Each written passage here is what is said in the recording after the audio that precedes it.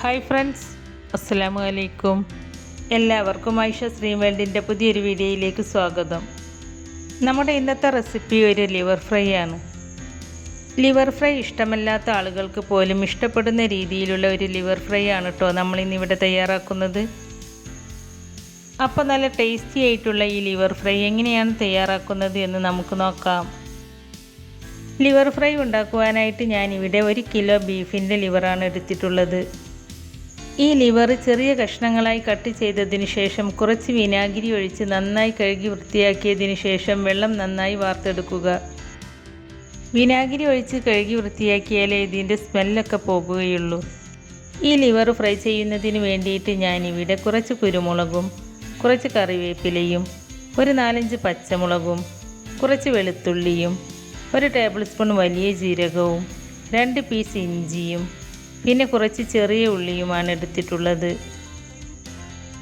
ഇനി നമുക്കൊരു കടായി അടുപ്പത്ത് വെച്ച് അതിലേക്ക് 3 ടേബിൾ സ്പൂൺ വെളിച്ചെണ്ണ ഒഴിച്ചു കൊടുക്കാം. വെളിച്ചെണ്ണ തന്നെ ഒഴിച്ചു കൊടുക്കണം കേട്ടോ, എങ്കിലേ ഈ ലിവർ ഫ്രൈ ടേസ്റ്റ് ഉണ്ടാവുകയുള്ളൂ.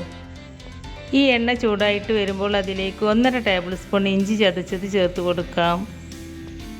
എന്നിട്ടത് ചെറുതായിട്ടൊന്ന് വഴറ്റിയെടുക്കുക.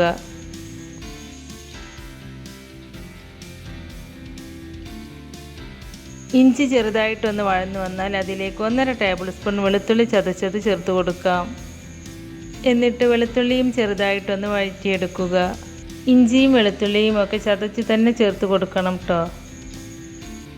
പേസ്റ്റ് ചേർത്ത് കൊടുക്കുന്നതിനേക്കാളും കൂടുതൽ ടേസ്റ്റ് ചതച്ച് ചേർത്ത് കൊടുക്കുമ്പോഴാണ്.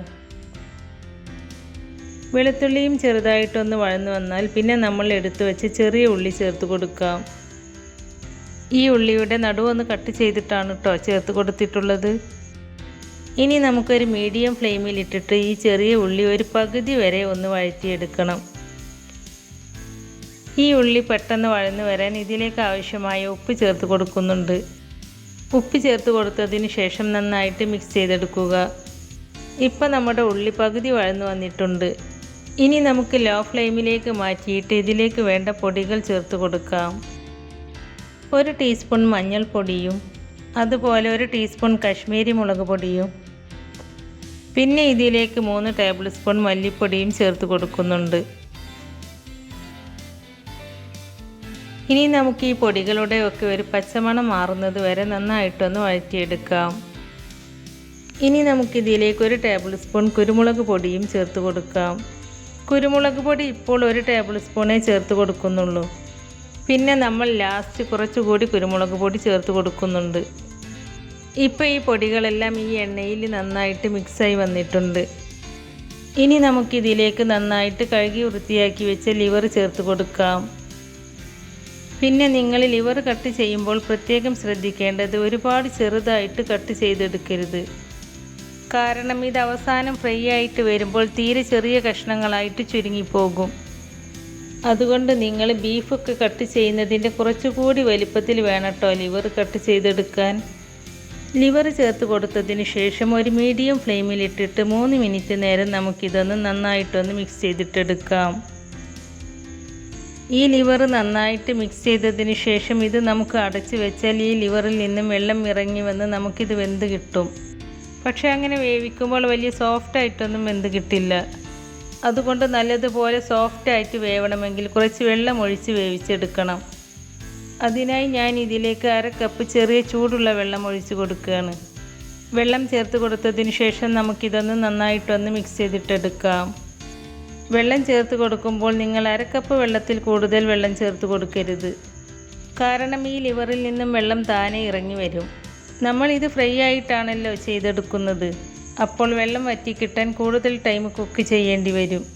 അപ്പോൾ കൂടുതൽ ടൈം കുക്ക് ചെയ്താൽ നമ്മുടെ ലിവർ ഹാർഡായി പോകും. ഇനി നമുക്കിത് ലോ ഫ്ലെയിമിൽ ഇട്ടിട്ട് 10 മിനിറ്റ് അടച്ച് വെച്ച് വേവിച്ചെടുക്കാം. നമുക്കിത് അടിയിൽ പിടിക്കാതിരിക്കാൻ ഇടയ്ക്കിടയ്ക്ക് തുറന്ന് നോക്കി ഇളക്കി കൊടുക്കാം. ഇപ്പോൾ കണ്ടോ ഈ ലിവറിൽ നിന്നും താനെ വെള്ളം ഇറങ്ങി വന്നിട്ടുള്ളത്.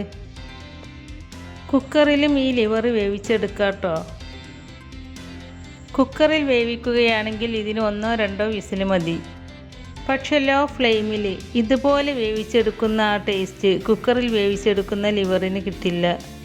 ഇങ്ങനെ ചെയ്തെടുക്കുമ്പോഴാണ് ലിവർ ഫ്രൈയുടെ പെർഫെക്റ്റ് ടേസ്റ്റ് കിട്ടുകയുള്ളൂ. അതുകൊണ്ട് നിങ്ങൾ ഈ മെത്തേഡിൽ തന്നെ ലിവർ ഫ്രൈ ചെയ്തെടുത്താൽ മതി കേട്ടോ. ഇപ്പോൾ ഈ ലിവറിലെ വെള്ളമൊക്കെ ഏകദേശം വറ്റി വന്നിട്ടുണ്ട്. ഈ സമയത്ത് നമുക്കിതിലേക്ക് കുറച്ച് പച്ചമുളക് നീളത്തിൽ കട്ട് ചെയ്തത് ചേർത്ത് കൊടുക്കാം. എന്നിട്ട് നന്നായിട്ടൊന്ന് മിക്സ് ചെയ്തിട്ടെടുക്കുക. ഇനി നമുക്കിതിലേക്ക് 2 ടേബിൾ സ്പൂൺ കുരുമുളക് പൊടി കൂടി ചേർത്ത് കൊടുക്കാം. കുരുമുളക് ചേർത്ത് കൊടുക്കുന്തോറും ഈ ലിവറിന് ടേസ്റ്റ് കൂടുകയേ ഉള്ളൂ. അതുകൊണ്ട് കുരുമുളക് പൊടി എത്ര വേണമെങ്കിലും നിങ്ങളുടെ എരിവിനനുസരിച്ച് ചേർത്ത് കൊടുക്കാം. പിന്നെ ഇതിലേക്ക് ചേർത്ത് കൊടുക്കുന്നത് 1/2 ടീസ്പൂൺ ഗരം മസാലയും 1 ടീസ്പൂൺ വലിയ ജീരകം പൊടിച്ചതുമാണ്. ഇനി നമുക്കിതൊന്ന് നന്നായിട്ടൊന്ന് മിക്സ് ചെയ്തിട്ടെടുക്കാം.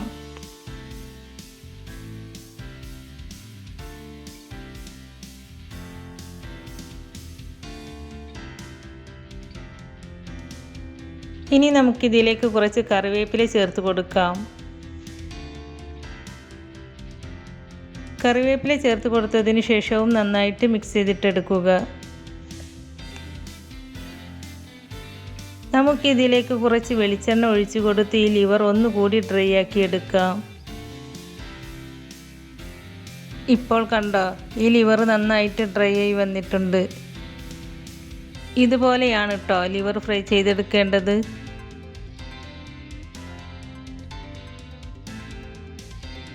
ഇനി നമുക്കിതിലേക്ക് കുറച്ച് മല്ലിയില കൂടി ചേർത്ത് കൊടുത്ത് നന്നായി മിക്സ് ചെയ്തതിന് ശേഷം ഫ്ലെയിം ഓഫ് ചെയ്ത് 2 മിനിറ്റ് അടച്ചു വെക്കാം. 2 മിനിറ്റ് അടച്ചു വെക്കുമ്പോഴാണ് ഇതിൽ ചേർത്ത് കൊടുത്തിട്ടുള്ള കുരുമുളകിൻ്റെയും പെരിഞ്ജീരകത്തിൻ്റെയും കറിവേപ്പിലയുടെയും ഒക്കെ ഫ്ലേവർ ഈ ലിവറിൽ പിടിക്കുകയുള്ളൂ. 2 മിനിറ്റിന് ശേഷം നമുക്കിതൊന്ന് തുറന്ന് നോക്കാം. കണ്ടോ, വളരെ പെർഫെക്റ്റ് ആയിട്ടും നല്ല ടേസ്റ്റി ആയിട്ടും നമുക്ക് ഈ ലിവർ ഫ്രൈ ചെയ്ത് കിട്ടിയിട്ടുണ്ട്. അപ്പോൾ നമ്മുടെ ലിവർ ഫ്രൈ ഇവിടെ റെഡി ആയിട്ടുണ്ട് കേട്ടോ. ഇനി നമുക്കിത് ചൂടോട് കൂടി തന്നെ സെർവ് ചെയ്യാം. അപ്പോൾ വളരെ ടേസ്റ്റി ആയിട്ടുള്ള ഈ ലിവർ ഫ്രൈ എല്ലാവരും ഒന്ന് ട്രൈ ചെയ്ത് നോക്കിയിട്ട് അതിൻ്റെ ഫീഡ്ബാക്ക് നമ്മുടെ കമൻറ്റ് ബോക്സിൽ വന്ന് അറിയിക്കണേ. അപ്പോൾ നമ്മുടെ ഇന്നത്തെ ഈ റെസിപ്പി നിങ്ങൾക്ക് ഇഷ്ടമായിട്ടുണ്ടെങ്കിൽ ലൈക്ക് ചെയ്യാനും ഫ്രണ്ട്സ് ആൻഡ് ഫാമിലിക്ക് ഷെയർ ചെയ്ത് കൊടുക്കാനും മറക്കരുത്. അതുപോലെ ആയിഷ ഡ്രീം വേൾഡ് ആദ്യമായിട്ട് കാണുന്നവരാണെങ്കിൽ ഒന്ന് സബ്സ്ക്രൈബ് ചെയ്ത് സപ്പോർട്ട് ചെയ്യണേ. കൂടെ കാണുന്ന ബെല്ലൈക്കണിൽ ക്ലിക്ക് ചെയ്ത് അതിൽ ആളെന്ന ഓപ്ഷൻ തന്നെ എനേബിൾ ചെയ്ത് വെക്കുകയാണെങ്കിൽ പുതിയ റെസിപ്പീസ് അപ്ലോഡ് ചെയ്യുമ്പോൾ അതിൻ്റെ നോട്ടിഫിക്കേഷൻ നിങ്ങൾക്ക് കിട്ടുന്നതാണ്. ഇൻഷാ അല്ലാഹ് പുതിയ റെസിപ്പീസുമായി വീണ്ടും വരാം. Thank you.